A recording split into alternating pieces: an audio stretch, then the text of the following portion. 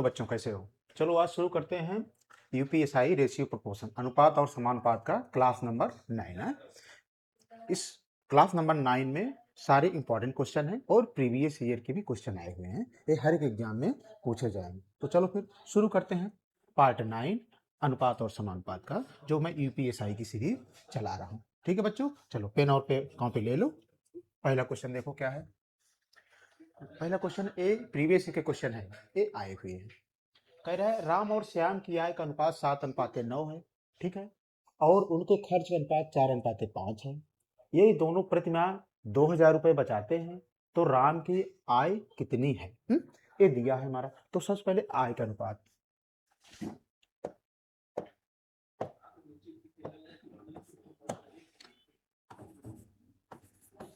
आय का अनुपात कितना दिया है? 4:5। ये दिया है कि नहीं? अब उनके खर्च का अनुपात कितना दिया है? एक खर्च का,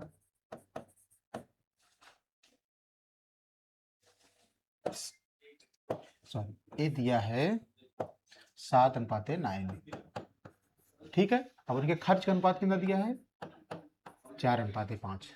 यदि दोनों प्रतिमा 2,000 रुपये बचाते हैं तो राम की आय कितनी होगी? ये बहुत इंपॉर्टेंट सवाल है। इस तरह से एग्जाम में आए हैं और आएंगे। तो जब इस तरह से सवाल आ जाए तो हम कैसे करते हैं?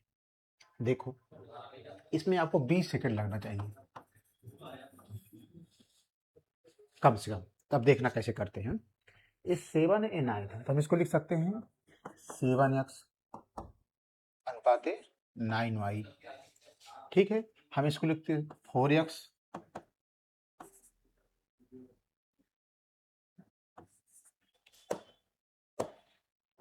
नहीं, इस तरह से नहीं, हम आपको दूसरे मेथड से बता रहे हैं। देखो, इस 7x हो गया ऋण 4y बराबर कितना दिया हमारा? 2,000। इसको इक्वेशन फर्स्ट मान लो। ठीक है, हम ऊपर वालों को x मानेंगे और खर्च को हम मानेंगे y। तो 7x ऋण 4y बराबर हमारे कितना गया? 2,000 रुपये। ये हमारा इक्वेशन फर्स्ट बन गया। ठीक है, अब दूसरा इक्वेशन बनाओ 9x ऋण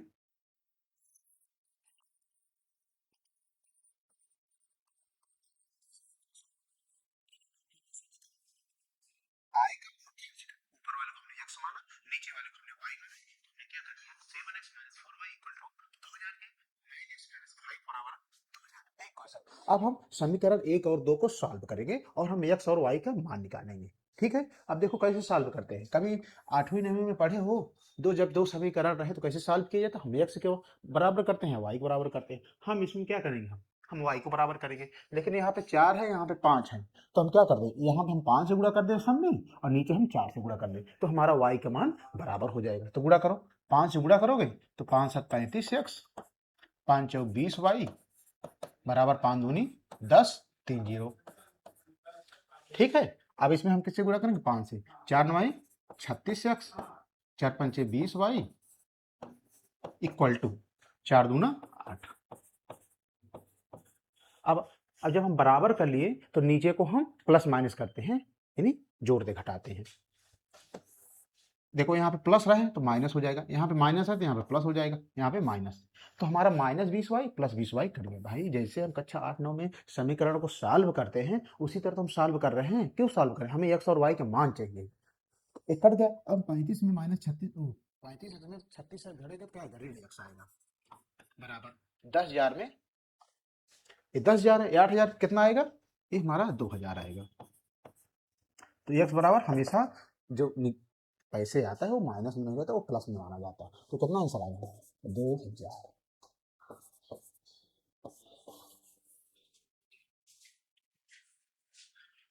आ गया ना? अब कह रहा है तो राम की आय पूछ रहा है। जो पूछा होता तो हम y का मान निकाल लेते हैं, लेकिन हमें y का मान निकालने की जरूरत ही नहीं है, क्योंकि हमें आय पूछ रहा है, वो भी किसकी? राम की। राम की आय कितना दिया है? 7 दिया है।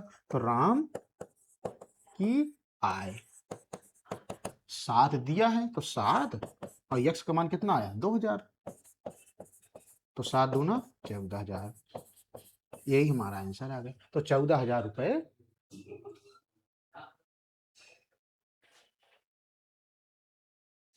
यहाँ पे कि 0 रहेगा भाई।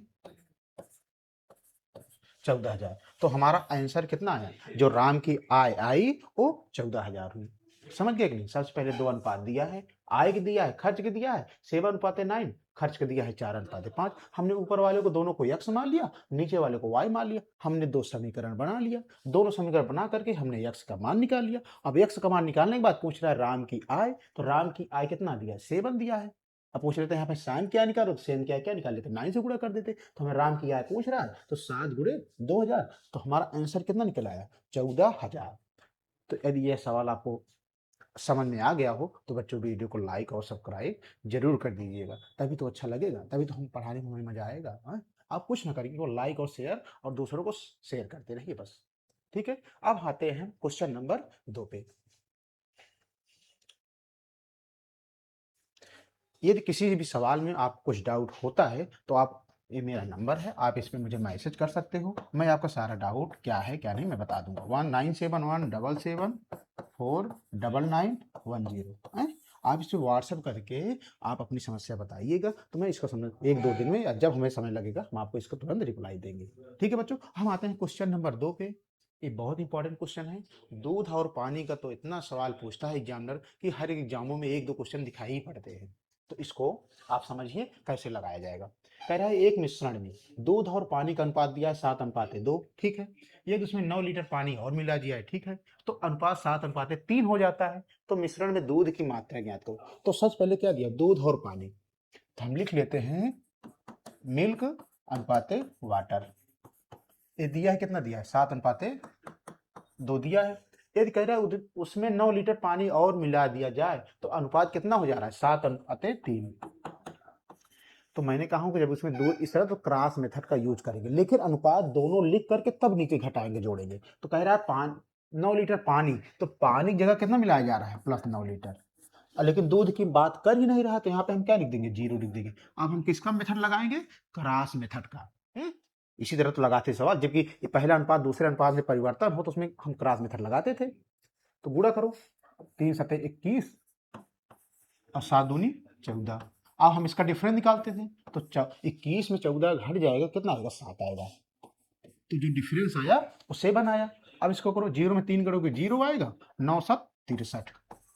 जब इस तरह से आ जाए क्रॉस मेथड में, तो हम दोनों को बराबर करते हैं, अर्थात 7 यूनिट बराबर कितने के हैं, 63 के, है कि नहीं। तो 1 यूनिट बराबर 63/7, 7×9=63। हमारा 1 यूनिट का मान कितना आया, 9 आया।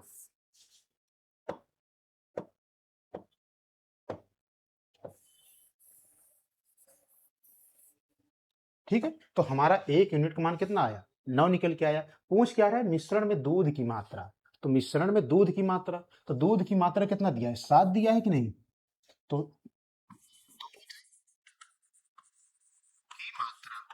कितना दिया है, 7 दिया है, और कितना निकल के आया है 1 यूनिट का मान, 9। इसी 9 से हम गुणा कर देते हैं, तो 9×7=63 लीटर। तो जो हमारा आंसर निकल के आया दूध की मात्रा, वो 63 लीटर आई। ये किस ऑप्शन में दिख रहा है, ऑप्शन ए में। बच्चों ए वाली सवाल आपको समझ में आई कि नहीं। यदि आपको ये वाली सवाल समझ में आ गई हो तो आप वीडियो को लाइक शेयर और सब्सक्राइब करते रहिए। ठीक है, कोई भी दिक्कत होती है तो आप हमारे दिए गए नंबर पे आप मुझे व्हाट्सअप कर दीजिए, मैं आपको इसका आंसर या कोई भी दिक्कत होती है बताऊंगा। तो ये वाली सवाल हमारे हिसाब से आप लोगों को समझ में आ गई होगी और कोई दिक्कत नहीं। ठीक है, क्वेश्चन नंबर हम 3 पे आते हैं। देखो क्वेश्चन नंबर 3 क्या कह रहा है, ये भी बहुत इंपॉर्टेंट सवाल है। ये एग्जाम में पूछा गया है और कई बार आया भी है।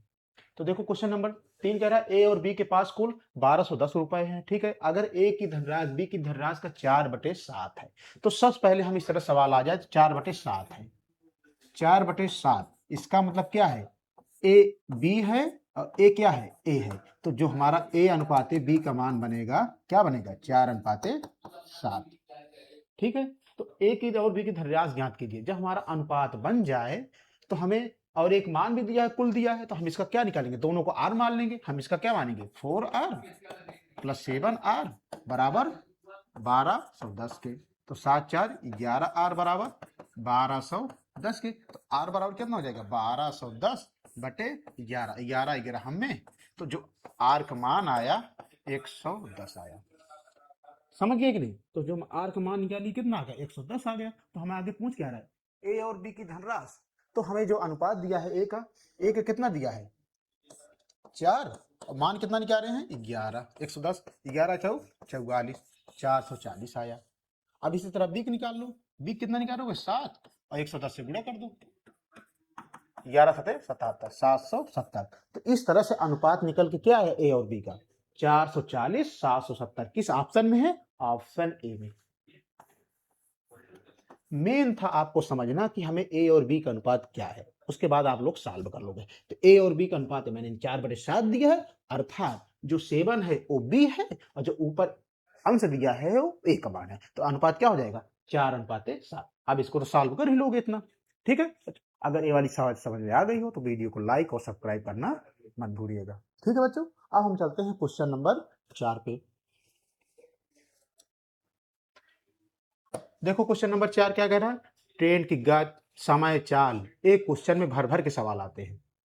समय, चाल, दूरी, ये बहुत भरे रहते हैं क्वेश्चन अनुपात के। तो देखो सवाल में क्या कह रहा है, दो ट्रेनों की गति का अनुपात 5:7 है, ठीक है। पहले ट्रेन 200 किलोमीटर प्रति 4 घंटे में तय करती है। तो दूसरी ट्रेन की गति ज्ञात करो, ठीक है। इस तरह सवाल दिया है, तो दो ट्रेन है, तो पहली ट्रेन है, ये दूसरी ट्रेन है, अनुपात कितना दिया है 5:7 दिया है, ठीक है। कह रहा पहले ट्रेन 200 किलोमीटर, 200 किलोमीटर है, हैं? 4 घंटे नीचे, अब भाग दे दो, 4×5 = 20 यानी 50।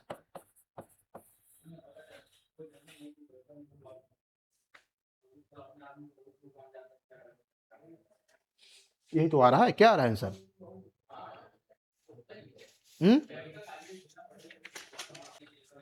दो ट्रेनों का अनुपात दिया है 5:7, ठीक है। कह रहा है पहली ट्रेन 200 किलोमीटर है, 200 किलोमीटर 4 घंटे में तय करती है। 4 घंटे, हमने 4 से 200 भागे, तुम्हारी कितना आ गया 50 मीटर आ गया। अब कह रहा है इसका पहले और दूसरे का अनुपात, तो हमें ज्ञात कर रहा है दूसरी ट्रेन की गति, गति का मतलब चाल। तो चाल बराबर क्या होता है, दूरी बटा समय, है कि नहीं? तो दूरी कितना भाई, कितना दूरी, पहली ट्रेन है 50, और इसका समय ये कितना दिया है, गत कितना दिया है 5।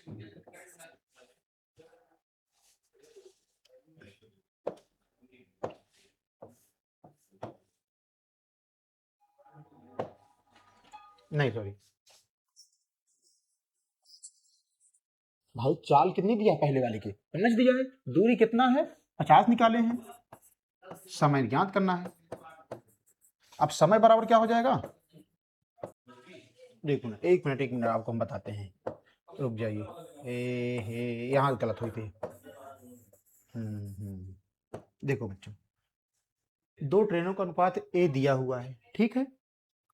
पहली ट्रेन 200 किलोमीटर, 200 4 घंटे में तय करती है, हमने 4 से भाग दे दिया, तो 4×5 = 20, ये हमारी क्या आ गई, दूरी आ गई 50 किलोमीटर, ठीक है। हम इसको क्या, जब हमारा ए आ गया है तो हमको क्या मान सकते हैं, तो दूसरी ट्रेन की चाल, तो ये तो पहली ट्रेन की दूरी आ गई 200 ना। तो पहले ट्रेन का अनुपात कितना दिया 5, तो 5 आर बराबर कितना दिया है 50 के। आर का मान कितना दिया है 50/5, 15×50, अर्थात आर का मान जो आया 10 आया। अब बहुत सारे बच्चों को दिमाग में ये होगा कि सर जब कोई मान निकल आता था तो आप दोनों को आर मानते थे, नहीं, ये केवल पहली ट्रेन का ही दूरी दिया है 50 मीटर, इसलिए हमने केवल इसको माना 50 है, 5 आर, तो हमें आर का मान 10 आ गया। कह रहा है दूसरी ट्रेन की गति, तो दूसरी ट्रेन ए है, तो 7 गुणे आर का मान कितना है 10, 10×7 = 70 किलोमीटर पर आवर। इस तरह से आंसर आएगा। ये दिमाग को हिला देने वाली सवाल थी, लेकिन आई थिंक आप लोगों को ये सवाल समझ में आ गई होगी। तो आप लाइक और सब्सक्राइब जरूर कर दीजिएगा। समझ गए कि नहीं, कैसे लगी? अब हम चलते हैं क्वेश्चन नंबर 5 पे। देखो क्वेश्चन नंबर 5 क्या कह रहा है, दो बर्तन में दूध और पानी का अनुपात, मिल्क है, ये वाटर है, अनुपात कितना दिया है 5:3 दिया है, और क्या दिया है 2:3 दिया है, ठीक है। दोनों को बराबर मात्रा में मिलाने पर मिश्रण में दूध और पानी का नया अनुपात क्या होगा? बढ़िया सवाल है, ये दिमाग को हिला देने वाला सवाल है। देखो दोनों अनुपात दिया है तो ध्यान से देखना, कह रहा है दोनों को बराबर मिलाने पर मिश्रण में दूध और पानी का नया अनुपात क्या होगा। तो ध्यान से देखो, पहला अनुपात कितना दिया है 5:3। जब दोनों को जोड़ोगे तो कितना आ जाएगा 5×3 8। ठीक है, दूसरा अनुपात कितना दिया है 2:3, दोनों को जोड़ोगे तो कितना आ जाएगा 5। यहां तक समझ पाए? अब इसका हम लिखेंगे 5/8 लिख सकते हैं। नहीं, इसको क्या लिख सकते हैं 3/8। अब इसको क्या लिख सकते हैं 2/5। इसको क्या लिख सकते हैं 3/5। ये समझ गए कि नहीं? अब इसका जोड़ दो 5/8 प्लस 2/5 तो कितना आ जाएगा 8×5 40, तो 5×25 8×2 16। जोड़ोगे कितना आएगा 6×5 11, 2×1 3×1 4/40। यानी ये पहला अनुपात हो गया नया वाला। अब दूसरा से कितना दिया है 3/8 और इसका कितना दिया है +3/5। जोड़ो 40, 5×3 15, 8×3 24, 5×4 9, 2×1 3/40। ये दूसरा अनुपात। तो कह रहा है नया अनुपात, तो नया अनुपात क्या होगा? पहले वाला कितना दिया 41/40, दूसरा कितना आया है 39/40। ए बराबर है, कट गया। तो हमारा अनुपात कितना है 41:39। और किस ऑप्शन में दिख रहा है? ऑप्शन सी में। आई थिंक आप लोगों को ये सवाल समझ में आ गई होगी। अगर नहीं आई होगी तो हम आपको एक बार रिपीट कर दे रहे हैं। देखो दो अनुपात दिया मिल्क और वाटर 5:3, 2:3। हमने दोनों को जोड़ करके 8 लिया, ये 5 हो गया। अब हम अलग अलग अनुपात निकाल लेते हैं। 5/8 अनुपात 3/8। इसको इसको 2/5 और 3/5। पहला दूसरा ले लिया, फिर ये वाला मिल्क मिल्क का जोड़ कर ले लिया। अब वाटर वाटर जोड़ लिया, फिर इनको अनुपात में कर दिया। तुम्हारा नया अनुपात कितना आ गया 41:30। इस सेशन का सबसे अच्छा सवाल था। अगर समझ में आ गया हो तो वीडियो को शेयर और लाइक जरूर कर दीजिएगा। ठीक है, हम चलते हैं क्वेश्चन नंबर 6 पे।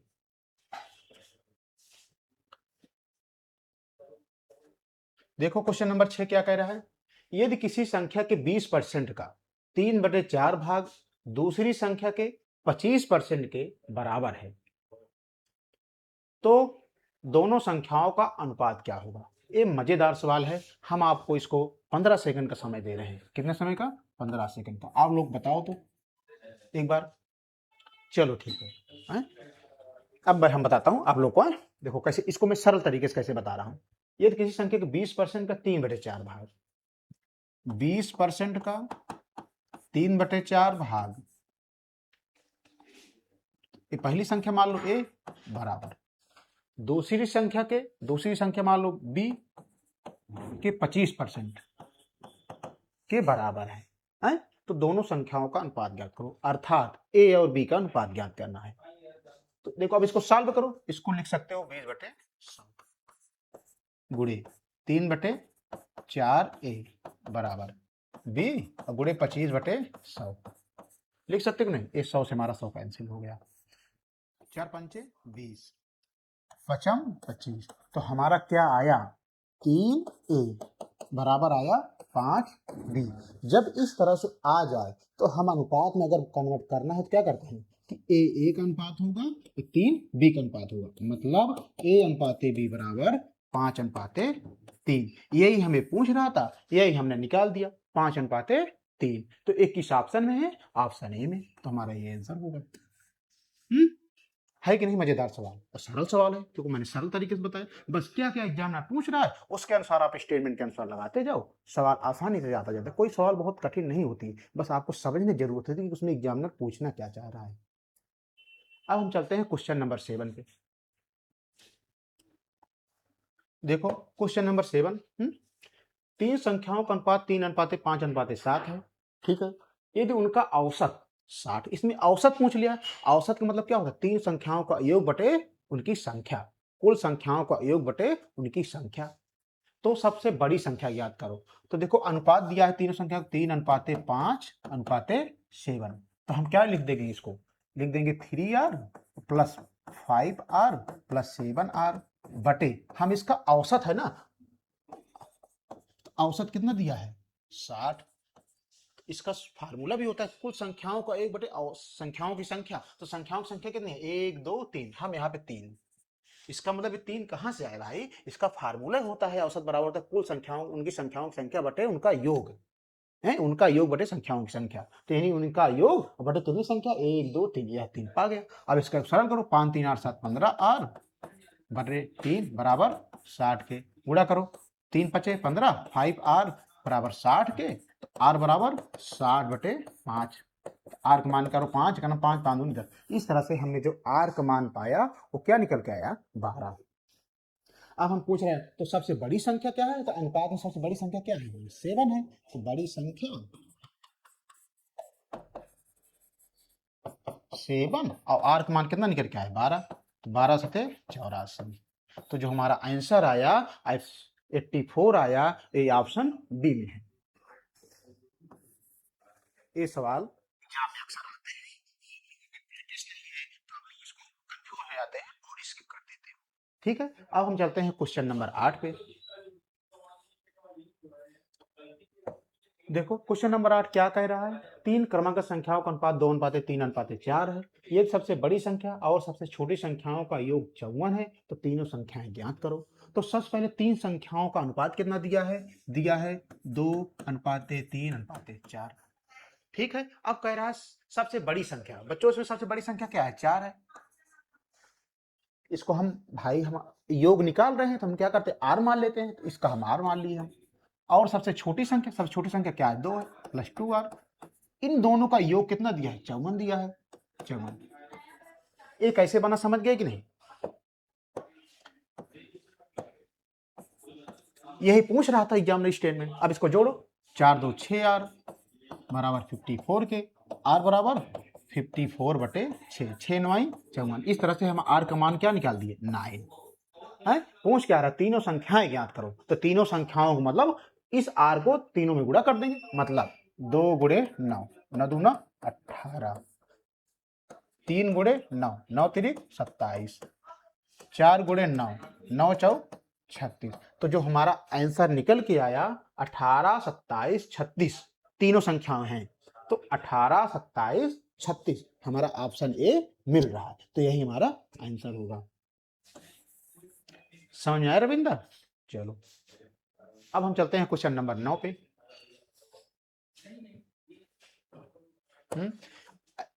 ये ऐसा क्वेश्चन है कि ऐसे एग्जाम नहीं है किसमें नहीं आया है, पिता पुत्र माता वाला। है बहुत सरल तरीके, लेकिन अगर आप प्रैक्टिस नहीं है, अगर आप देखे नहीं, आप जानते नहीं है, तो आपके लिए पहाड़ सा लगने लगेगा। तो आइए इस पहाड़ से लगने वाले सवाल को हम कितने सरल तरीके से बताते हैं। आप हमारे चैनल के साथ जुड़े रहिए, बस हम आपको इसका बेस्ट से बेस्ट तरीका बताएंगे आपको लगाने के लिए। देखो, एक परिवार में माता पिता पुत्र, ठीक है, फादर हो गया, मदर हो गए, सन हो गया है। इनका अनुपात दिया है 5:3:2। यहां तक तो दिया है, समझ गए कि नहीं। उनका कुल खर्च 28,000 है, ठीक है। यदि वह अपनी आय का क्रमशः 80%, 90%, 60% खर्च करते हैं तो कुल आय ज्ञात करो। तो कितने, पहले वाले कितना खर्च कर रहे हैं, 80%। दूसरे वाले कितना खर्च कर रहे हैं, 90%। तीसरे वाले कितना खर्च कर रहे हैं, 60% है। इसमें आपको 15 थोड़ा आप देख लीजिए, तो मैं बता रहा हूँ, आप लोग बोल रहे हो ना, चलो लगाओ, 10 मिनट टाइम दे रहे हैं इसमें, 10 सेकंड का। ये समझ में आएगी नहीं, इसलिए भाई शांत रहो और दिमाग खोल करके पढ़ो। कितना मैं इसको सरल तरीके बता दूंगा। ये आपके लिए अभी कठिन लग रहा होगा, लेकिन कठिन बिल्कुल नहीं है, ये बिल्कुल सरल है। देखो, अनुपात इतना दिया है, 80%, 90%, 60% बढ़ाया गया है। तो कह रहा है तो कुल आय ज्ञात करो, उनकी आय का अनुपात ज्ञात करना है, यानी उनका कुल आय ज्ञात करना है। तो देखो, इसको हम क्या मान लेंगे, 5r गुणे 80/100 लिख सकते हैं कि नहीं, लिख सकते हैं। प्लस भाई यहाँ पे आर है तो मानते थे, और क्या मानते थे हैं, यहाँ पे 3 और 90 क्या लिख सकते हैं, 90/100 लिख सकते हैं कि नहीं। प्लस ए आर मान लेंगे जरूर, और 2r गुणे 60/100। इनका पूरा योग कितना दिया है, 28,000 की।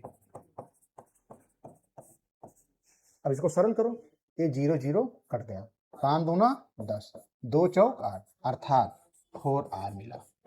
इसको जब मैंने सरल किया तो क्या मिला 4r, इसको गुणा करो, 0 0 कट गया तो क्या हुआ 9 तिरिक 27r बटे 10 प्लस 0 0 काटो, 2 पंचे 10, क्या हुआ 6r बटे 10 बराबर 28,000 के। अब इसका एलसीएम क्या होगा 10 होगा, 10 से गुणा करो, 10 चौक 40r plus 27r plus 6r बराबर 28,000 के। हाँ जोड़ा करो, 7 6 13, हाँ 4 2 6 1, 4 2 6 1 7, r बराबर 28,000 है और गुणे 1 10 है, तो r बराबर कितना हो जाएगा 28,000 गुणे 10 बटे 73 की।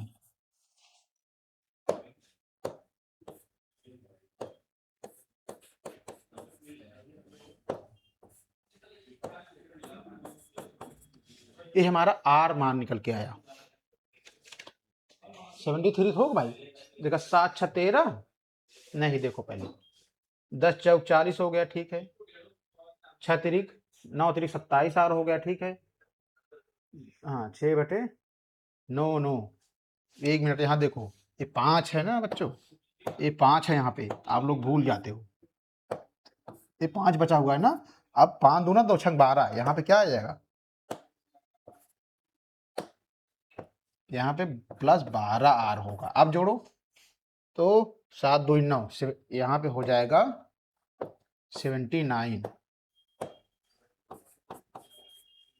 79 हो गया। ये हमारा किसकी वैल्यू आ गई, r की वैल्यू आ गई। अब गुणा करो इसको,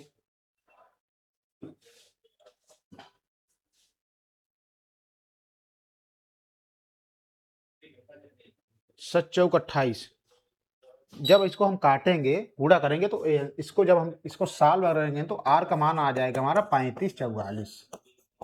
आप लोग इसको सरल करोगे, जब हमने सरल कर लिया है तो ए आर का मान कितना आ जाएगा 35 44। तो पूछ क्या रहा है, तो कुल आय ज्ञात करो, तो कुल आय कितनी है हमारी 35 4400 कितनी है, ये हमारा आर का मान आ गया। अब पूछ क्या रहा है आय, तो 5 3 8 2 10, तो कुल आय 5 3 8 10 आय में किससे गुणा करोगे 35 44, तो 35 44 यही आंसर आया। नहीं समझ में आया होगा, पहले ध्यान से देखो, 3 अनुपात दिया है, 5 अनुपात 3 अनुपात 2, सबका 80% 90% 60% बढ़ जा रहा है। तो जैसे हम पिछली तरह से लगाते आए हैं सवाल को आर मान करके, 5r 80% मतलब 80 बटे 100 प्लस 3r बटे 90 बटे 100 2r गुणे 7, इसको जब मैंने सॉल्व किया तो हमारा आर का मान कितना आया 35 44 आया। जब इसको सरल करोगे तो भाई 35 44 आया, मैंने ऑलरेडी सरल कर चुका हूं।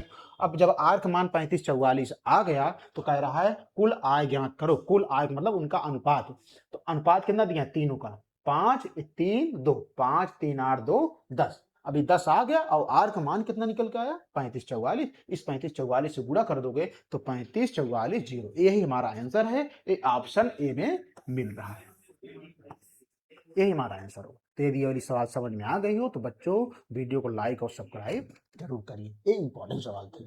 अब हम चलते हैं क्वेश्चन नंबर 10 पे। देखो क्वेश्चन नंबर 10 क्या कह रहा है, यदि किसी संख्या का 60% दूसरी संख्या के 80% के बराबर है तो संख्याओं का अनुपात ज्ञात करो। दो संख्याएं दिया है, दोनों संख्याओं को बराबर करना है। पहली संख्या दी 60%, यानी a गुणे 60%, दूसरी संख्या b है, इसका 80% के बराबर है, यही ज्ञात करना है। देखो इसको क्या लिख सकते हैं 60 बटे 100 गुणे a बराबर 80 बटे 100 गुणे b, सॉल्व करो, ये 100 100 कैंसिल, ये 0 0 कैंसिल, 2 तिहाई 6 2 चौक 8, तो हमारा कितना मान आया 3a बराबर आया क्या 4b।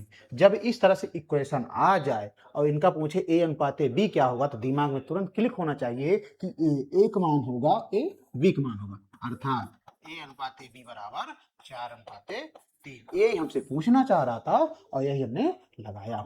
ये सवाल इस तरह से इसका सलूशन आएगा। ये बच्चों ये वीडियो पसंद आई हो तो लाइक, चैनल को लाइक सब्सक्राइब जरूर कर दीजिएगा। इस तरह से आज का सेशन अब समाप्त होता है।